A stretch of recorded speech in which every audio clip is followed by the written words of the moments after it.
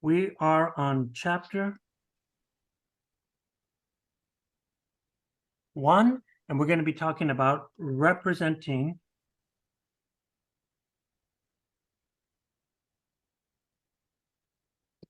motion.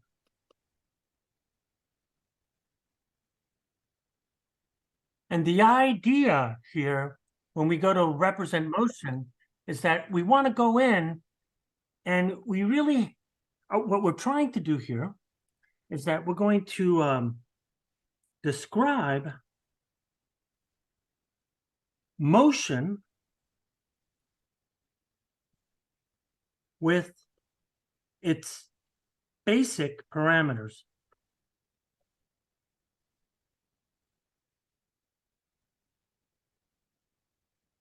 And so that means here, so when I talk about the basic parameters, one of the things that we talk about is we talk about displacement. I did not say distance. Displacement is a vector quantity, whereas distance is just the magnitude of the displacement. We'll need time. We'll have to talk about velocity. And finally, we talk about acceleration. I don't think we actually hit acceleration till the next chapter. So what I want to do here is that I want to take your everyday knowledge of motion and put it into the language of physics. And the language of physics in this chapter is a motion diagram. So if I was to say, what is the goal of this chapter, is to draw accurate motion diagrams.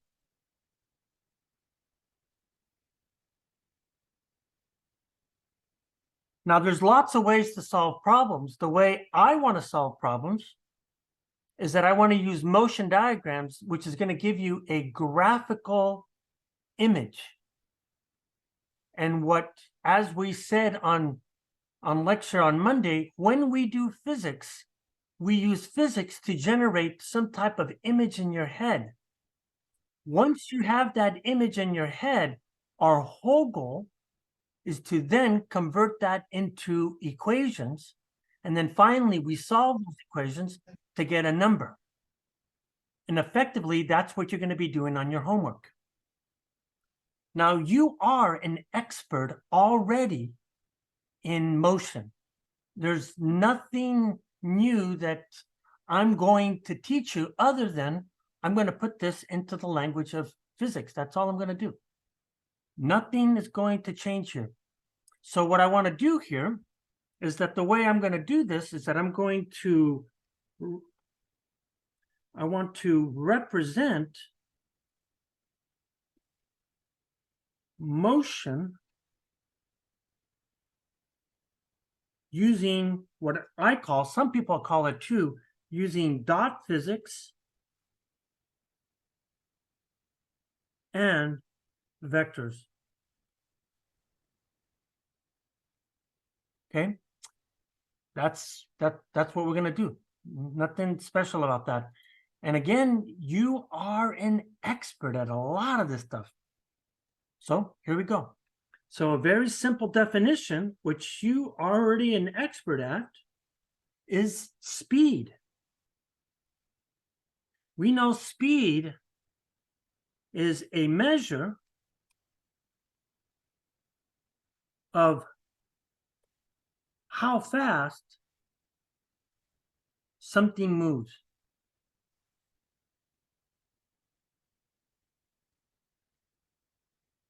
Like I have to tell you that. Of course you already know that, right? Especially if you're on the highway and you're speeding. You know exactly what we're talking about. And so what we want to do here is that we want to convert this into a picture here. And so the way we define speed here is that we say that speed is then going to be the distance that you travel divided by the time.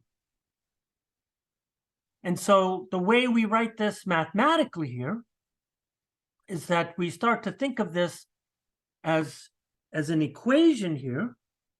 And if we think about this equation, what we typically write this as a picture is we use the symbol V for speed.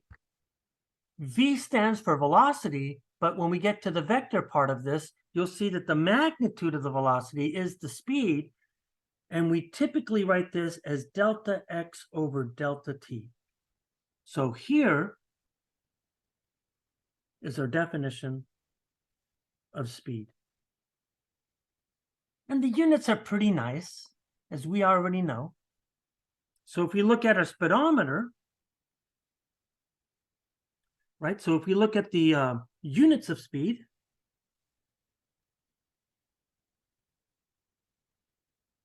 what we end up doing here is that we typically think of speed as miles per hour, but that really reads that this is miles per hour mathematically, which is by definition a distance over time.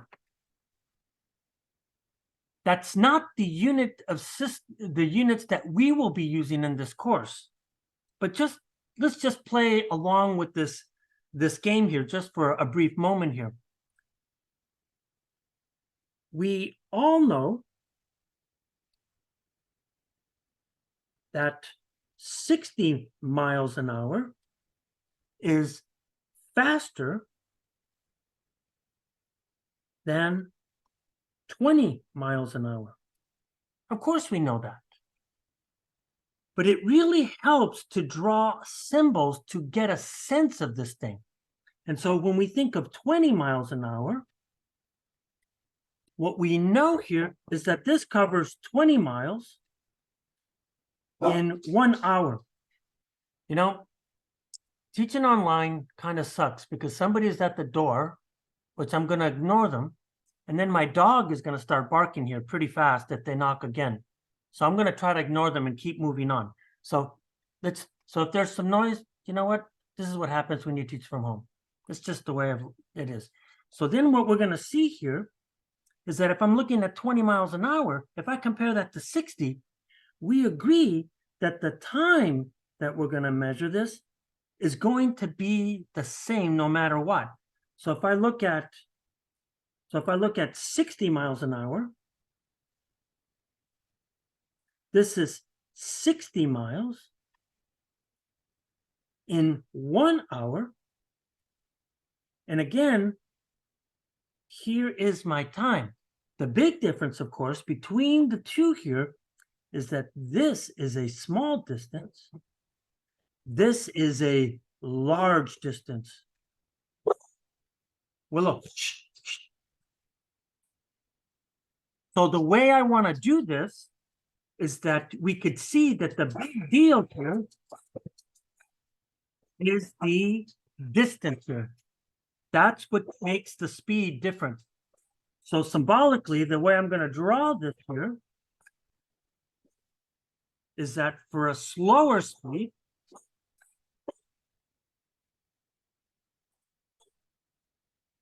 I'm going to draw a small v. For a faster speed, okay, hold on, Willow, come on. For a faster speed,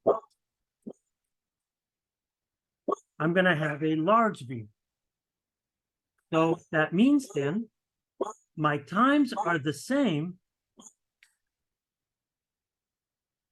My times are the same, but the big difference here is that it's a small distance versus a large distance. That's how I will symbolize speed. And clearly 60 miles an hour is faster because it covers more distance. 20 miles is slower because it covers a smaller distance. So that's what the speed means here. But how do we draw this? How do we actually make a picture? And what we're going to see here is that speed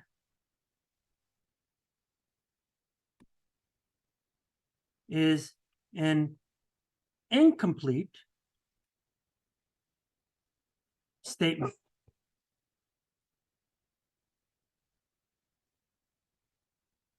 velocity is the correct term to use. And what we find here is velocity is represented by a vector. And that vector is really an arrow.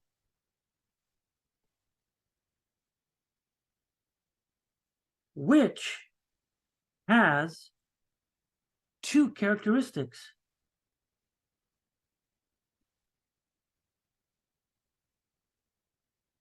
So if I think about an arrow, you could see here is that if this is my arrow right here, there's two pieces to this thing. The first thing that I would see is that this arrow has a length. And in mathematics, we actually call this a magnitude. So the magnitude of the vector means it's the length of it. And the other thing that's going to be critical here is that you could see is that it has a direction. So what we find here is that vectors have both magnitude and direction.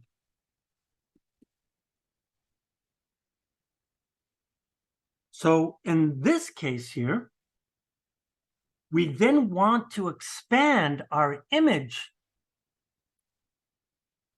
to now include an arrow to describe what we mean by that. So if I start to think about this a little bit in the language of velocity now, we then say that velocity is a vector. And the way we define velocity is it goes like this. We define it by the symbol. Now we got to be careful here.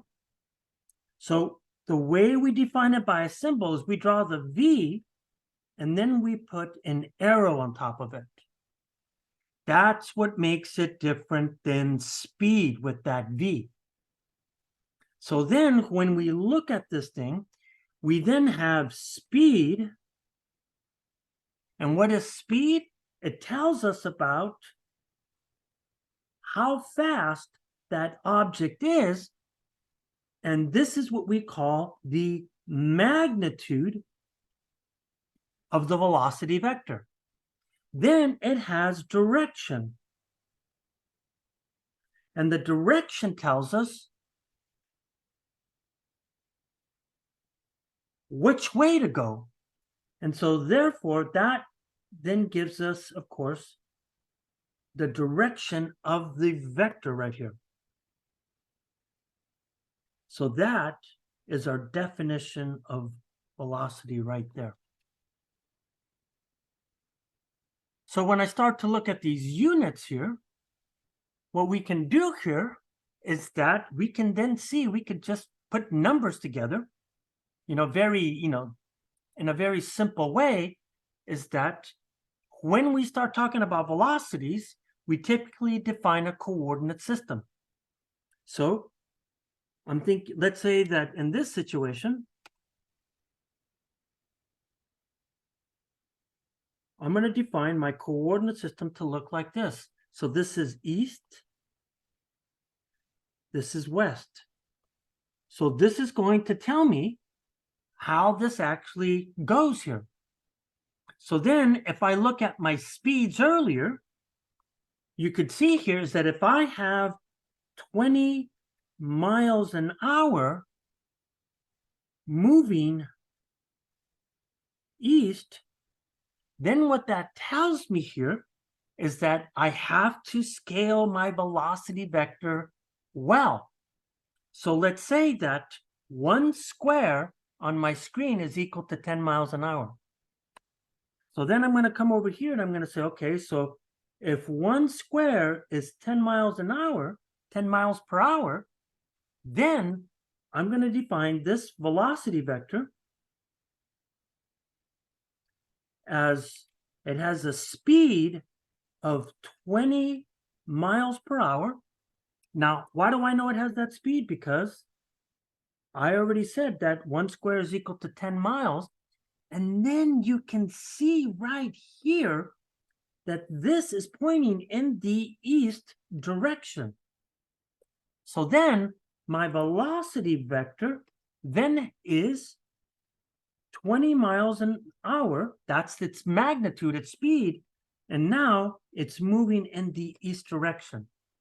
So this is telling me that that's my velocity vector right there. Okay. On the other hand, if I have a 60 mile per hour vector, and this one's moving west, then if 20 is 2 squares, then this means that this guy has to be 6 squares. Is that 1, 2, 3, 4, 5, 6? So now you can see here that this velocity vector has a higher speed, and it's now moving 60 miles an hour, and that's because we defined the length to be this here. So as a consequence, you could now look at that vector and you could see that this is now moving in the west direction. So when I draw my velocity vector, yes, this is a higher velocity because its magnitude is higher and it's moving in the west direction. So that's what I mean by velocity.